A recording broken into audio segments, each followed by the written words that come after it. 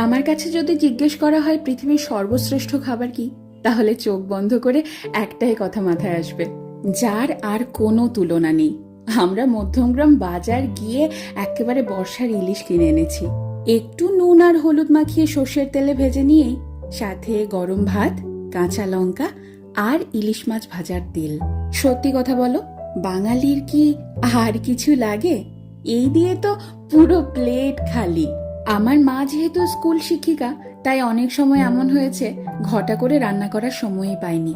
আর সে সময় যদি বাড়িতে ইলিশ মাছ থাকতো, তাহলে এই ইলিশ মাছ ভাজা দিয়ে কত তৃপ্তি করে খেয়ে উঠেছি সবাই। আমার এই বাড়িতে বাবা মা এসেছে, আর সেই তৃপ্তি করে খাওয়ানোর সুযোগটা এবার আমি পেয়েছি। আমার খাদ্য রসিক বাবা গরম গরম ভাত আর ইলিশ মাছ ভাজা নিয়ে বসে পড়েছে।